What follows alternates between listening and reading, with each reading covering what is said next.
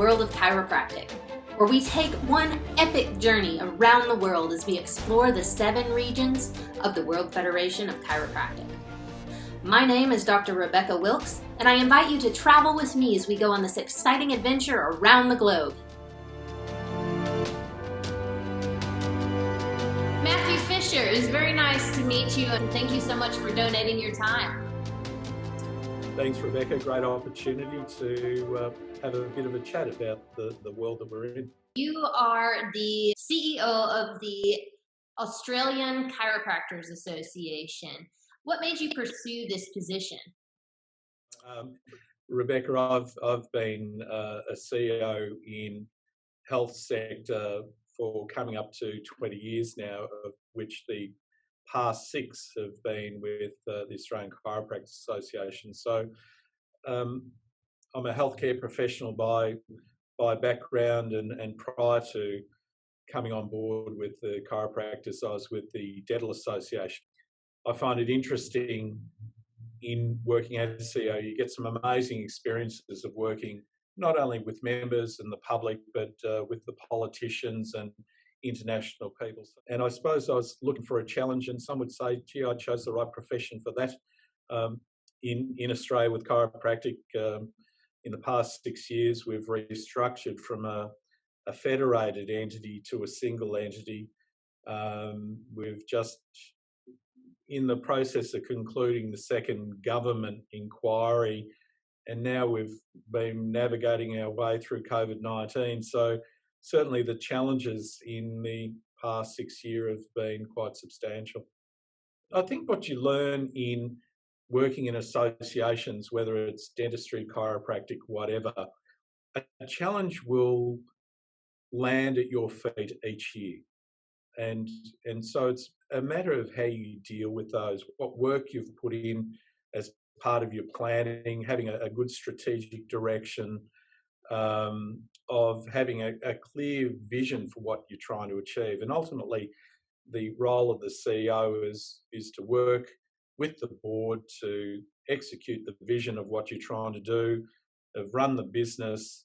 And as I said, it gives you an amazing opportunity from working with health ministers through to members of the community. And it's all being underpinned by the good work that the member does as the healthcare provider, as a chiropractor in Australia. So I've got 19 staff. We've got staff in different states of Australia. We're all working primarily remotely, and we continue to be doing, I think, quite well in this period that's been really challenging for all businesses and society, let alone just us as the Chiropractors Association. Let's go a little bit more into your background. You said something about having come from dentistry. You also have a PhD. Tell us a little bit about that.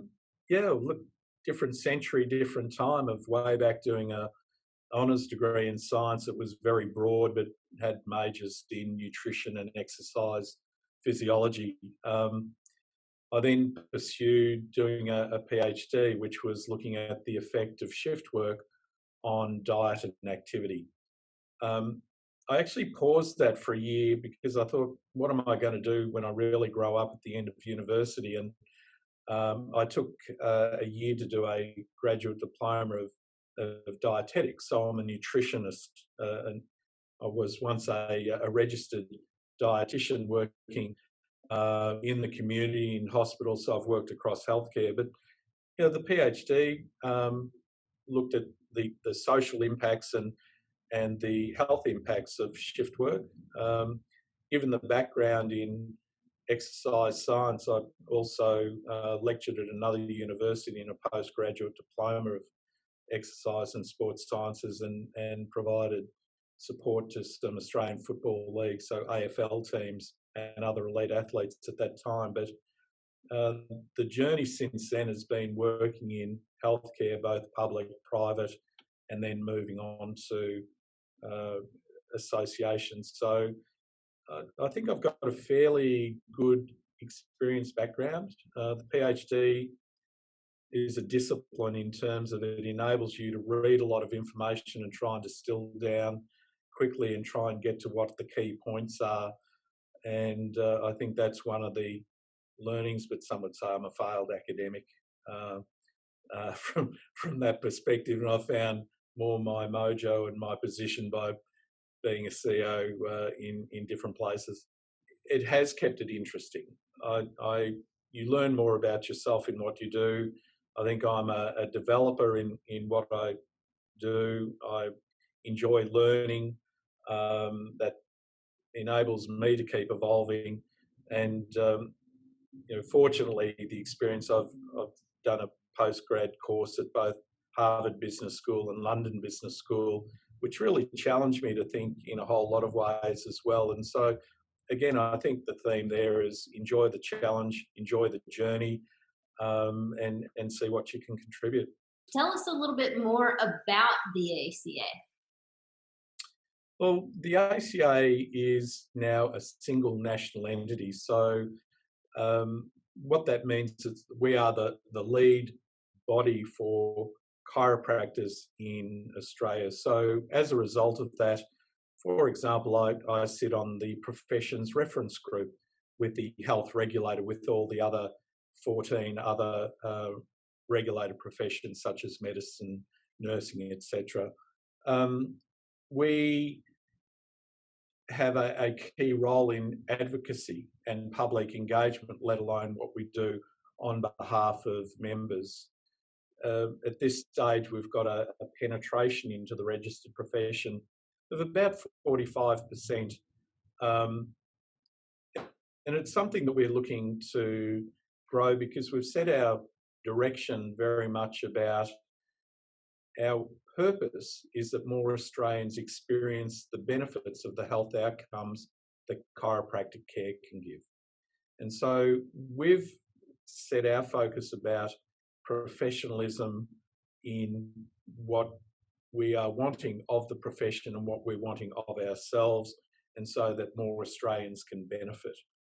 And that's then determined our activities. So typically as a membership organisation, leaving aside the advocacy, we provide services such as a relationship with Guild Insurance to provide what I think is a premium professional indemnity product. And then we look at how that supports members with their risk mitigation of care. We provide a human resources and industrial relations service because invariably chiropractic care is delivered through an office-based practice in the private sector. And so we need to support people about being appropriate employees, employers or contractors, and that's through a business partner, Wentworth Advantage. We provide education, both online, face-to-face.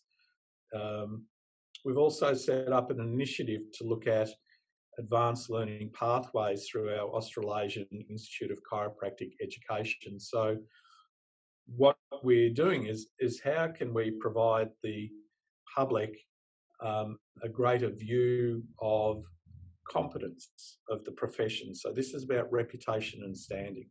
And so how can we provide appropriate direction to the public so they know what they're looking for? And we look at improving the continued learning and competence of the profession to that end as well. So the ACA is very broad in what it does. And I think in the end, we do a membership survey each year, and we've got a satisfaction rate with our members, 87%.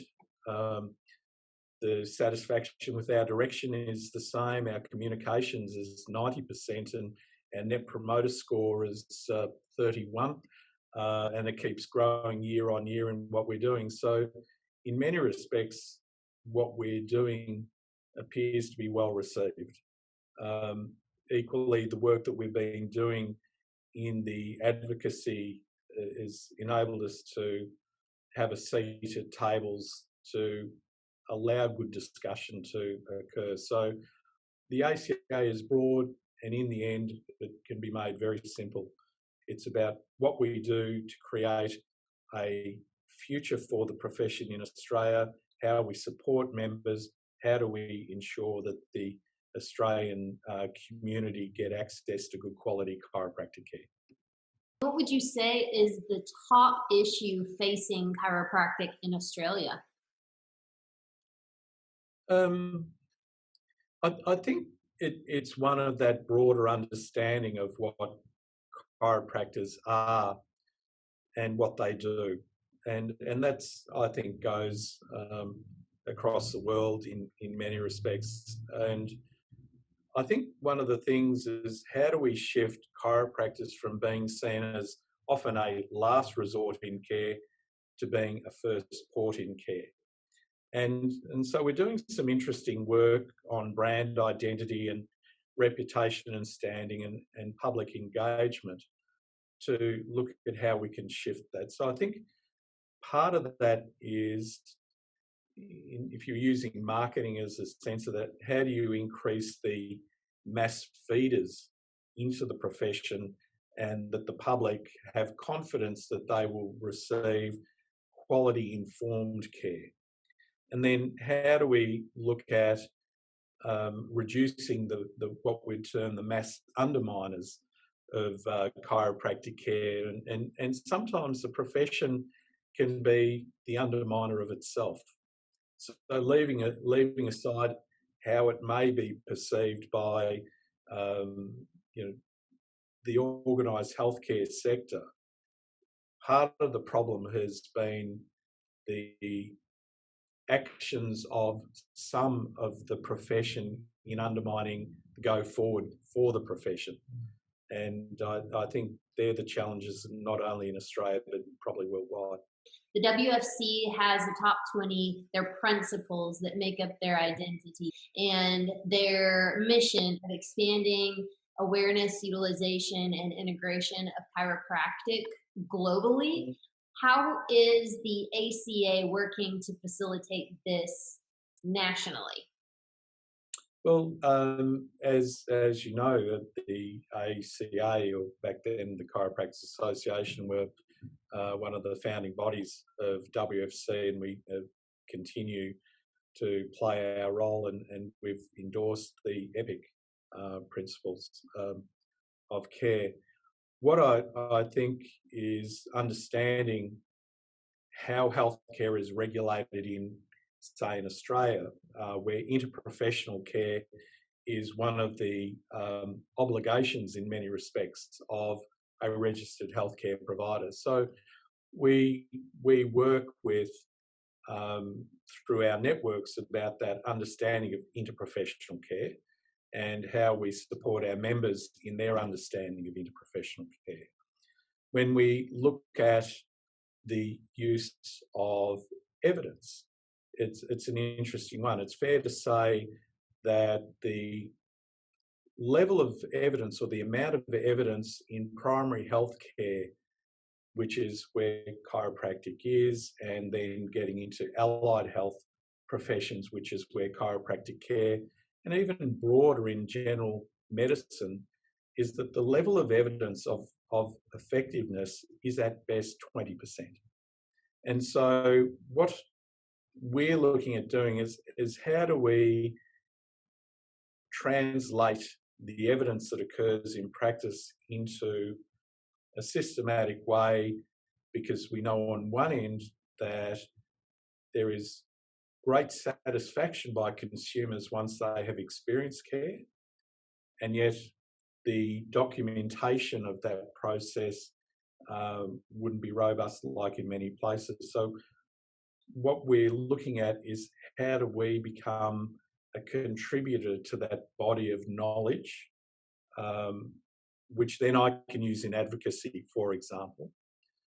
And in that, one of the things that we have done and repeated is that we have done a review of evidence where we've ranked it both qualitatively and quantitatively, and used that to inform our members about how this could be used in a clinical encounter, but understanding that that clinical encounter is one of informed consent. And so there's a sense of, as I've been told by others, about be conservative in your claims, but be novel and informed in your practice. And that's part of that whole sense of how you build in both a responsibility and privilege in being a registered healthcare provider, of how you are a player within the healthcare space, and how you go on to ensure that people are benefiting from quality care in an informed manner. And so I think that the 20 principles, depending on where you're residing, you can choose those that are within your priority and remit that you can best affect. And I think when we look at our strategic directions and the directions of WFC, there's many commonalities within that, but expressed within what we see as the priorities of being a sovereign entity of Australia. Could you speak to the scope of practice of chiropractic in Australia? In Australia, there is national health law. And so there are 15 regulated professions, of which there is, going through the university process, there is accrediting of those courses, and that defines competency. And so there's this interplay between how the regulator would have confidence of the competence development leading up to being registered as a healthcare provider, in this case chiropractic, and then what you might choose to do in a postgraduate way. So scope of practice in Australia is competency based, and there are also what are termed restricted acts. So the manipulation of the cervical spine is a restricted act, and only chiropractors, medically trained GPs, physiotherapists and osteopaths are allowed to do those restricted acts. And so then the rest comes down to what can you demonstrate as the competency background and basis for you to do what you do. Okay, so scope, I think where this might go in Australia, and this was brought forward by the inquiry into spinal manipulation of children. And I sat as a panel member for most of 2019 as part of the government-appointed panel that looked into this. And in short, it becomes this issue around what is the evidence, what is done in practice, what are the harms that are being done, what is the consent process, what is the consumer wanting. So there's this large continuum of which a chiropractor would need to demonstrate their competence in doing what they do. And that would be scope of practice. You've already kind of answered bits and pieces of this next question, but if you look at the social, political, and professional limitations within Australia, could you speak to any of these limitations chiropractors might face?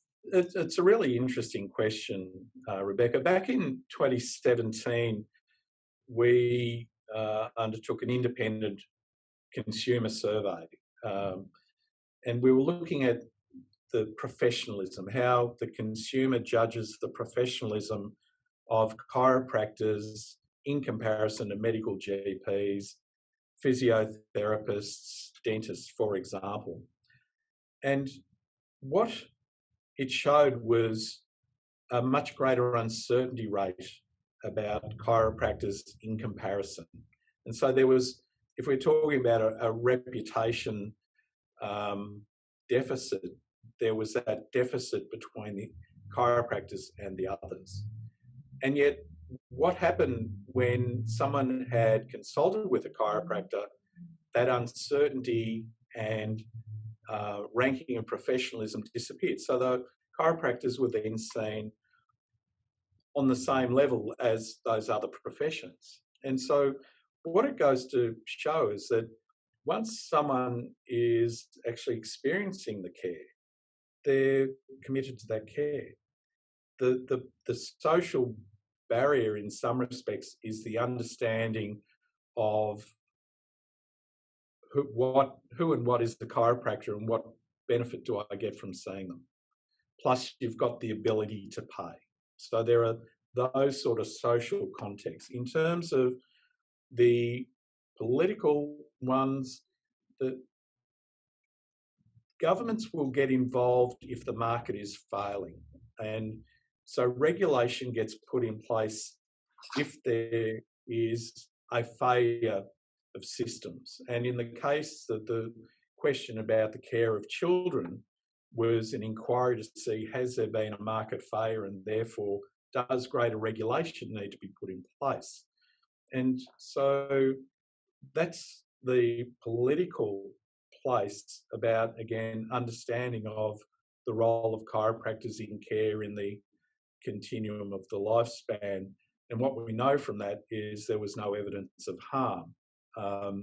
And so then it becomes a debate about what level of evidence of either effectiveness or rationale is accepted for that care to continue. But under national law, you can't just single out one profession and not apply to the others, because it is then setting a precedent, or that's the view we're taking. So the politics is an interesting one.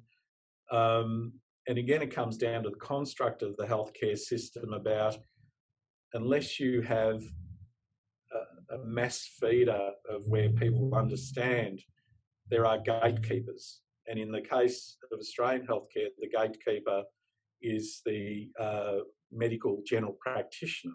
And so part of, if it's about influencing the gatekeeper, how do we educate the GP that the chiropractor is then seen as a partner in healthcare and not whatever perception might occur? And that can be good, it can be not so good. It depends on what is the experience. And given some of the issues that have gone on in Australia that have mainly been driven through some extraordinary claims by some practitioners or self-promotion on social media, things like that, there's been a lot of just shoring up our platform to make sure that the scope of practice stays where it is and people get to experience the care that they're seeking.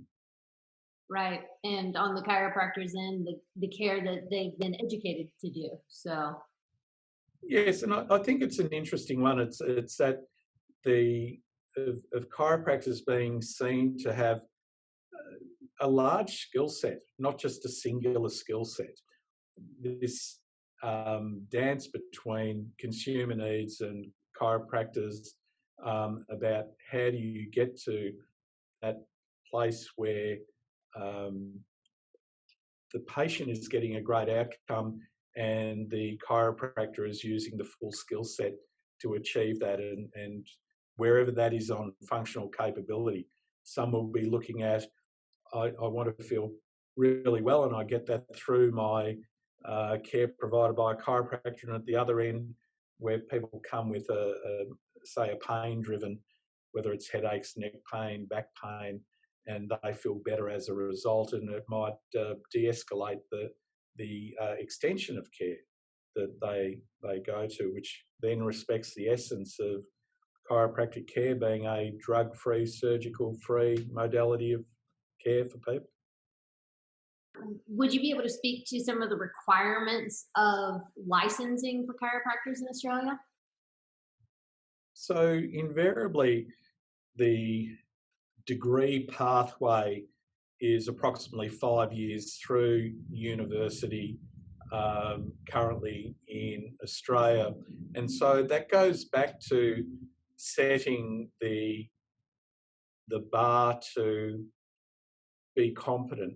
There's also been the advent of a private college in Australia. So there are 4 universities and a private college. Private colleges is just about to start its journey in competent chiropractors, and the 4 universities have got their continuation of what they've been doing. But in the end, to become licensed, you need to cross the bar of competence to enable the Chiropractic Board of Australia to register you as a healthcare provider, and then you act within your competency basis. And if someone were to consider moving to Australia, chiropractor in particular, do you have any advice for them? Get ready for a long trip.